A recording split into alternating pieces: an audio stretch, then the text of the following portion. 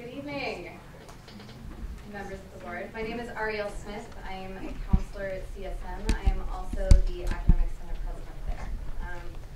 I'm speaking tonight for my role as a counselor. And really what I want to do is walk you through my day. So I'm going to walk you through my day today so that you have a better understanding of the kinds of things that we do in counseling, the work that we're doing, that we've encountered as not being recognized or valued or given the same kind of professional consideration as it would be in maybe some more traditional disciplines. Closer to the mic. So I got in this morning at 9 a.m. and I had a list of students waiting for me because I was on drop-in. Saw my first student, who's somebody that I've worked with for about 2 years. And he came in really unsure about his major and wanting to change it because he had in the spring a family death. Lost his entire spring semester, had to withdraw, wasn't motivated to do summer classes, so he was feeling behind and really needing some guidance as to his next career move. And so I managed to get as much of that as I could to get him set up for the next semester and create something of a plan in about 25 minutes. Then I rushed off to a tenure review meeting for an hour. Then I had a Zoom appointment with one of my students who I had initially met and worked with as she was living in China and is now living here but is traveling for work. And so we're trying to get her the one lab class that she needs to finish her IGETSI certification to be eligible for transfer and find her the exact schools and majors that she'll be applying to by the end of the month, which is in a week and a half.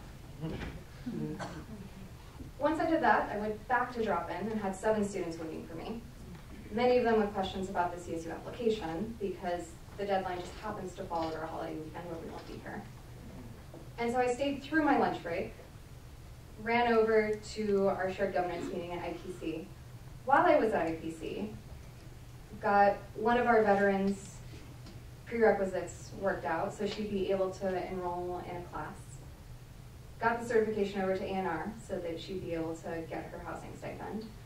Got one of our students into some emergency units so that he could still stay eligible for what he needed to stay eligible for on campus. That meeting ended at 3, went back to my office, and technically that was the end of my day. But last week I had a student come in crisis. And so she came in today just to check in. And I sat and talked with her for 2.5 hours. So to say that all that counselors do is make ed plans, I think I did like 2 halves of an ed plan today. And this is not an atypical day in our lives. And really what I want to stress is what we're seeing in our contract isn't representative of the work that we're doing. The work that we're doing is so much more than what is there. And that's really what we're fighting to change is we have so many programs now, guided pathways, promise, that our learning communities, our special programs that are so dependent on counselors, and counselors are so integral to the success of those programs. But that isn't being recognized.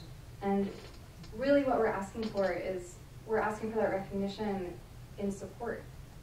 Because as faculty, we also have our own pedagogy. And we have what we see as ethical standards of how we work with students. And the systems that we're being held within right now aren't representative of that. And so that's really what I'm advocating for, is to be able to work with us and collaborate with us, because that's really what we want, to make something that makes our job feel more humane, but also meets our students' needs.